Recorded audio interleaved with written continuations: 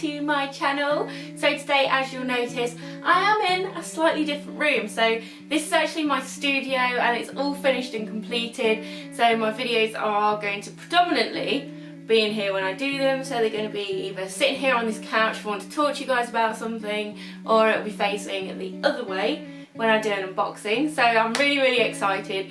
So happy this room is finally finished. And if you actually want to see what it was like while we were doing the renovations, and also have a look to see what it actually looks like in all of its glory instead of the tiny little bit that you only see on this screen, do feel free to follow me on Instagram, also on Twitter and Facebook as well, because I am putting the pictures on there slowly but surely. All my links for my social media are down below, so do feel free to go ahead and give me a follow, much appreciated. But if you are new here to my channel, do feel free to subscribe to see more videos like this and other ones that are on my channel, and don't forget to hit that notification bell so you know every time I upload a new video. But today's video is going to be a little bit different to some of the other videos. I am going to have a bit of a chat with you about something that happened to me a couple of weeks ago. So I don't know if you are aware or if you follow me on Facebook or Twitter or Instagram, but I actually got broken into and it was unreal. Like, literally I went downstairs in the morning, I was making a cake for a friend's birthday, and I put everything on to do the buttercream, and I noticed that the latch was off the door in the kitchen. I was like, oh, that's a bit weird, that's really strange. But put my mixer on, went over to investigate, and my keys were in the door, and I opened the handle and the door was open, and I was like, why is the back door open? So I shouted to Dan and I said, Dan, did you lock the door last night because it's open? And there's Dan sort of really tired. It was sort of like 5:30, 6 o'clock in the morning. I kind of heard him get out of bed. He said he was coming down and that he had locked the door, and I was like, oh, that's really odd. Because I noticed the pantry door was open as well, and I'd never leave the pantry door open. I always shut it, so I was like, maybe the cat kind of got in there, so I wasn't too bothered about that. But then I kind of went into the living room and sort of had a little bit of a look around, and my jewellery box drawer on the bottom was open. Because if you aren't aware, we have only just moved, so we had loads of boxes still in the living room. There was like a load of my jewellery sort of scattered around on the floor, and then one of my phones was off to one side, which has got no value in it, and to be honest, if it's registered you can track it, so people don't take phones anymore, according to the police anyway. And I looked over to the patio door, and the patio door was open, and I'm like, I'm panicking now, and I'm like, Dan, I think we've been broken into. And I had a look through all of my jewellery box, and a load of my, it was like gifts that I got given from like my grandparents when I was younger. All of that had been taken, and I had family heirloom in there that was from an auntie who's very elderly, and I think it was her engagement ring a very long time ago. So it's from the 30s or the 40s. So, and that was gone, and the only reason I put it in my jewellery box was to move it from one house to the other. It was never actually intentionally meant to stay there.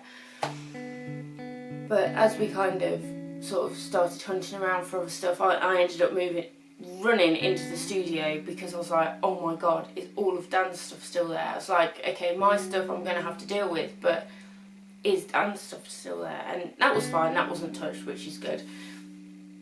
But I just could not believe it, and I went through my bag, and my purse had been opened and left open, so I'd not zipped it back up. Dan's wallet had been gone through. It had been my birthday a couple of weeks previous, and I had birthday money in there. We'd got cash from an event that we'd gone to as well. So that was just, yeah, you know when you're kind of relying on something to get you through the next week and it's not there anymore, and it's a gift from someone and it's not there anymore. It's just, it is so heartbreaking. You cannot explain it. And when I found out that my great aunt's ring was gone, I couldn't stand up anymore. I was on the floor in floods of tears, and I haven't cried like that for a very long time. Literally, Dan had to put his arms around me and hold me up. It's just, it was one of the worst feelings I'd ever had, and unfortunately we hadn't managed to get the security systems in place that we'd wanted, because my work had actually dropped my overtime and given it to someone else who wasn't qualified for that overtime. And it was, yeah, I was really upset, but I was very, very angry at the same time. I was angry at the people that had stopped me from being able to secure my house as much as I wanted to. That really, really made me so, so angry with the fact that, you know, just one simple thing, one simple, oh, I'm really sorry, we can't do this anymore, has turned into, you know, my stuff has been stolen. And a lot of it hasn't got monetary value if you were going to sell it at a pawn shop. It had a lot of sentimental value. And the fact that somebody managed to get into my house when doors had been locked, bolted, you know, everything had been shut up downstairs, they had still managed to get into my house, sneak around while we're in bed upstairs and take my things and leave. I don't understand it. Obviously some of Dan's things were taken as well. We had a very expensive watch that got taken. Again, that was in boxes and that was being moved. It wasn't intentionally meant to stay there. But it's so upsetting that people do this. But with where everything was placed and whereabouts it was in the rooms that they were in, no one would have known unless they'd have been scouting out the premises. So unless they had come over 2, 3, 4 times and been looking in windows, seeing when we were in, seeing when we were out, seeing when we slept. You know, to this day I'm really pissed off with people. And one thing you guys might not know about me, and I am going to do a bit of a video at some point about this because I think it's a really big thing at the minute, is I actually suffer from anxiety, and I have actually been diagnosed, it was going back a good few years now, with low mood, because we can't call it depression, or doctors can't call it depression, and anxiety. And this has really made me not want to leave the house.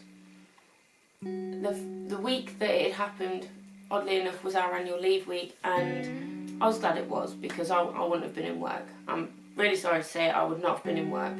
But I couldn't sleep most of the time, and I panicked that much. I ended up just thinking, do you know what, I've got a credit card that I used to build my credit rating. I think most people do, and just buy little things and just pay it off. I have pretty much maxed out my credit card on security stuff. The security bits and pieces are something that I wanted to get when we first moved into the house, so during that first month in March. And I just can't believe that it has taken this for me to go, do you know what, let's just get it. And to be honest, I think, you know, if we really wanted to max out security on this place, it would be bars on windows. But as for me, I don't trust people. Anyway, I find it very, very difficult to trust people. There are the odd few people that I do trust in my life. Obviously, Dan is one of them, and some very close family members are others. But as far as general people go, I trust no one. And this has made me trust people even less. And a lot of people say, oh, you know, you should be a humanitarian, you should love all people, it doesn't matter where they come from, if they're on your doorstep or if they're 8,000 miles away, you should love everyone. You know, we're all from the same cut, we're all the same kind of creed, you know, we're all humans at the end of the day, you should love humanity.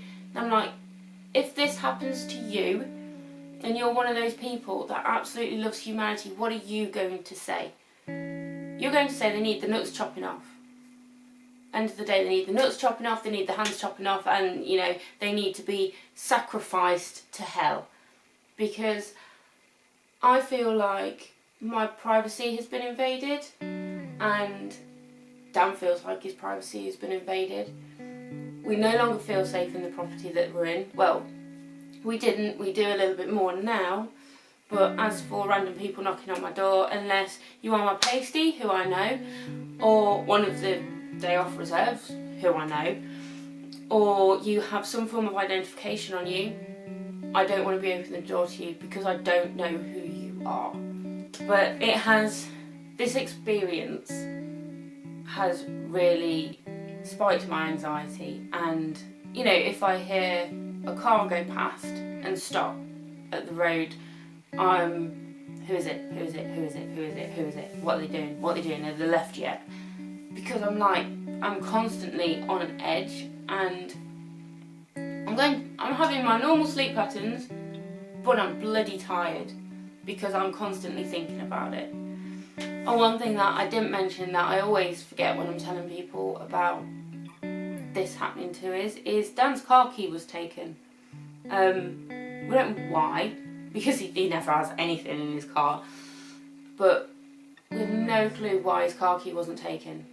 Because the car wasn't taken. I don't know if they got confused between my car and Dan's car because we've got the same type of car. But when we actually phoned the actual retailer about getting the locks changed and seeing if we could have a price for it, they said that it was very, very odd because at the time that we'd made the call to them, they had had 3 other cases in 2 days, 3 cases in 2 days, where keys for that make of car has been stolen. And the car hasn't been stolen, just the keys. And they have no idea why they've got the keys. But yes, so that was very, very interesting to us. So we were number 4 on the list. But I just find it really, really odd how I'm a very light sleeper anyway, and Dan normally wakes up with noise if, you know, his brain deems necessary while he's asleep. But if Dan breathes wrong, I am awake. I'm like, what's wrong? Are you alright? What's wrong? Are you dying? Don't die on me. Breathe right. You know, that kind of thing. But I didn't wake up. They must have been so quiet. You know, the sounds that they've made must have been very normal to me. I don't know, but it was just really surreal. I mean, obviously, when we found out that we were broken into, we phoned the police. We had an officer here within 45 minutes. I was like, whoa, that's amazing. I mean, thank you guys.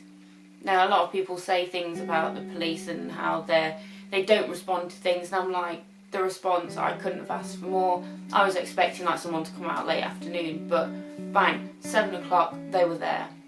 You know, I was like, thank God, thank you so much. So they actually helped us figure out how they got into the property. Well, the suggested way that they think they got into the property, because there was no damage really other than on the back door where they'd obviously tried to get something in the door and take the latch off, but other than that we didn't really have much to go on, so that's why I'm saying they came through the back door. And then we were told forensics will be over, it'll probably be likely in the afternoon. So half an hour to an hour later, who should arrive on the doorstep? Forensics. She was absolutely amazing. She was so helpful and she was very, very lovely. That was the cat, by the way, if you heard that. She was very, very helpful and so lovely. And I can't fault her. Literally, she took fingerprints on everything that she could, everything that we felt like they may have touched. She actually dusted a load of stuff on and took fingerprints from. The things that we noticed sort of later on after the police officer had left was that, this was before forensics arrived, they had actually found a load of phone cases and opened the phone cases and then put them somewhere where we wouldn't notice, which we didn't initially. But the thing that really surprised me the most about that is that they had actually left my little Samsung S4 Mini sitting on the floor. I don't know if there was 2 of them and they picked it up and they'd gone, oh no, it's not in a box, so it's probably registered, leave it, and they just dropped it on the floor. But we were talking to, obviously, the forensics lady about it, and she said they don't take phones that are seemingly registered because you can track them. For example, your Androids you can track on Google if you've got your location services on.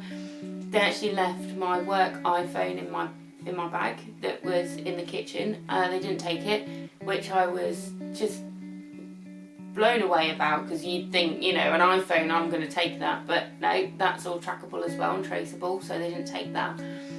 Obviously these guys knew what they were doing, let's just say that. But yes, they don't take things like that, they will look for stuff that's still in boxes and potentially not registered. So this is why they'd been through the boxes and the sun's come out. I don't have blinds yet, by the way. But yes, so they had gone through the boxes to see if there are any phones that were unregistered in the boxes, because they'd have taken it.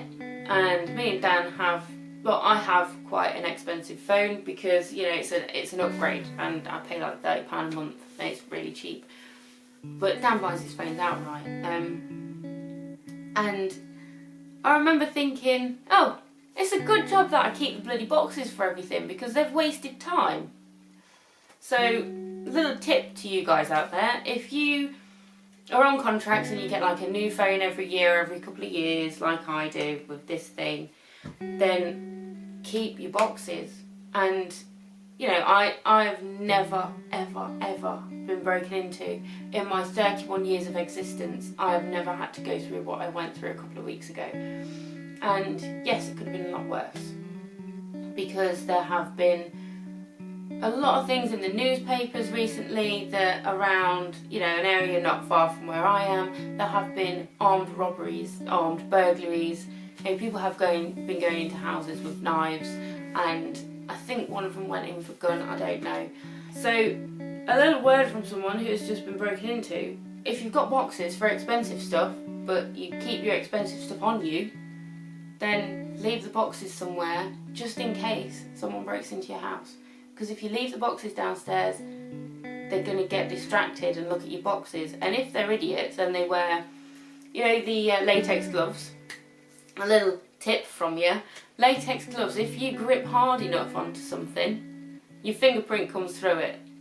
So even if they're wearing latex gloves, they're going to leave a fingerprint on. I mean, I don't know if you know, a lot of phone boxes nowadays are sort of, they're almost airtight, so when you try and pull the box off, it's like, ugh, to do it, so gonna leave a fingerprint. And to be honest, these phone boxes that were left around had the best fingerprints on. So yeah, leave your phone boxes around with nothing in them. Little tip from me. But yeah, overall, bastards. Absolute bastards. And I'm sorry that I'm swearing on my video. I don't normally swear on my channel. I don't normally swear on my videos. But I think this calls for it, because from someone breaking into my house, and a lot of people say that it's for drug money and, you know, oh, poor guys, they must have really been desperate. I don't believe that for 1 second. They damn well know what they're doing, and they know that they need the money, and it's not for drugs. And people with drug addictions, they're stealing purses off people in the street, or they're begging for money. You know, that's how I see it anyway. The person that actually came into this property knew exactly what they're doing, they staked out the property, and they didn't give two shits. They really did not give two shits about the people that lived here. You know, what if we had had small children? You know, what if we'd been an elderly couple? What if I'd have been an elderly woman of 80 odd years old on my own? But, you know, you kind of think about those things, and you think about the area that we live in, and the people that we live next to, elderly, you know, a 40, 50-year-old that's moving in, elderly. I mean, we're in a neighbourhood full of people who couldn't fend for themselves if someone broke in. And, you know, we're obviously young, and we could fend for ourselves if someone didn't have a knife or pointing a gun at our faces, like happened down the road. But it's a nice neighbourhood, it's quiet, there's a lot of elderly people around, we kind of all wave and say hi to each other. The guy across the road loves the fact that we've got a Dodge Ram and comes out and stare at it every now and again. You know, it's a really lovely neighbourhood, and the person that broke in, I very much doubt was a drug addict. The person that broke in is more likely to be the type of person that has been on the Facebook forums that I'm actually a member of, and they have been going around looking in people's bins. This was a couple of months ago, looking in people's bins, looking in people's gardens, and there have been people on these community forums that have said, oh, they're obviously hungry or they're looking for things for their family, let them do it. Why? Why would you say let them do it? Phone the police. They've been going around looking through people's bins, looking in their back garden, and apparently a couple have been found going around looking through people's windows. That is the sort of person that's broken into our house. And I don't want to get political on this, but I am angry. And all of the upset from everything that I've been through over the past couple of weeks and the amount of money that I've had to spend to rectify, you know, feeling at least a little bit safer, I've got no time for people like that. You know, I should be humanitarian, I should love everybody. No, I don't love everybody. I don't trust everybody. I suffer from anxiety, and if I don't have to have a conversation with someone, I won't.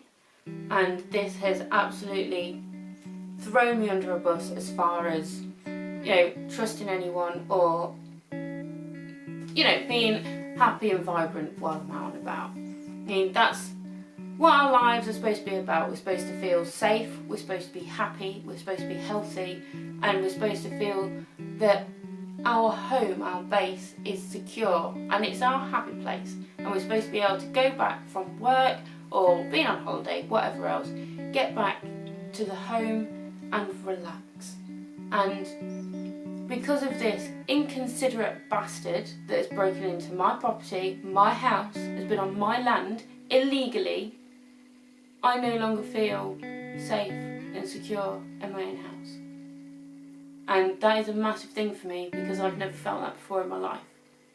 You know, it doesn't matter how many locks and bolts and bars that I can put on things. You know, I've barricaded the back door, I've barricaded the patio door because I don't want it happening again, because I just don't trust that it won't happen again. So anyway, enough about my rant, that's it, I'm done. I don't want to get political, but all I want to say is this whole entire thing has completely destroyed my faith in humanity.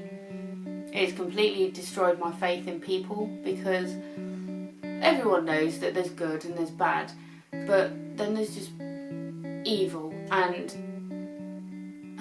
I know there's a lot of things that go on in this world that could be deemed as evil, but knowing full well what you are doing to somebody and how much it's going to hurt them and affect them just because you want a few extra £100. I'm sorry, I've got no time for you, you're evil. And frankly, I know I'm not going to get the stuff back, which, you know, it is upsetting because there's a lot of things that have gone that meant so much to me.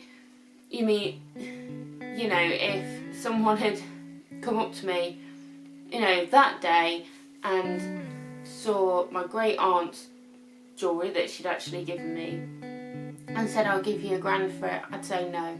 I'll give you 10 grand for it, no. Give you 100 grand for it, no. You know, it's priceless. To me, that was given to me, you know, not as a gesture of goodwill, I don't want to say that because it just sounds like I work in a call centre, but it was given to me because at the end of the day, my great aunt loved me, even though I didn't see her often, and she wanted to gift me something. And that, when I received it, I was in tears because I never expected anything from her, and it was just, it was like, I just can't describe it. And for someone to take that one thing away from me has just made me feel with a lot of hatred for that person, and I know they're probably never going to find that person to arrest them, put them in jail, which they probably wouldn't do anyway. But I just, my faith in humanity is absolutely nothing. And here's the cat. Hey mate. Hello. I trust this little thing because he's cute, but he has just thrown up all over the carpet in the hall. So I suppose that's the end of this video, and I'll go and tidy up your sick. So yes, that is it for this video. I am Sorry it has been a bit of a moan, but I just wanted to let you guys know what happened to me, how I'm feeling. It's actually been quite therapeutic to kind of spill everything and get a little bit angry and shout at the camera. Well, not shouting, but you know, just to get it off my chest. I don't think I will ever feel the same about leaving the house. There is just something very different about being in the property now. I mean, I've spent a lot of time and we've spent a lot of money actually, you know, doing up the place and getting things how we want it to be. You know, it's looking absolutely gorgeous at the moment in the rooms that we've finished. You know, there are rooms that we still need to get done.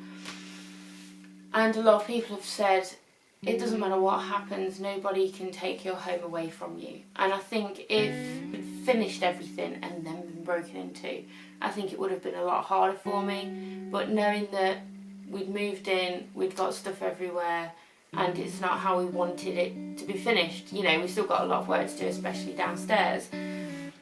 I think we're going to be able to wipe the bad energy away by actually doing up the property and getting it how we want it, which for a lot of people isn't possible because they break into their house when the house is exactly how they want it. And I think we're kind of lucky in the fact that they didn't come upstairs. We're lucky in the fact that they didn't go in the studio, and we're very lucky in the fact that we have the opportunity to create a different sort of living space where we're not going to be constantly reminded of everything that happened. I mean, you may be thinking, oh my God, Leah, just shut up. You know, there's only a few things that have been taken. You've not lost your lives, you've not been injured, you've not been hurt. But it's not about that.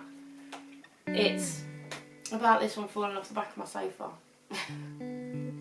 Sniff. Yeah. It's not about that, is it? It's about the fact that some stranger has been in your house while you've been asleep, upstairs, in bed. And that person has taken things that mean so much to you, more than money could allow. You know, it's about the fact that, you know, I could have got downstairs and this little one, you know, could have been stabbed or anything. You just don't know. And,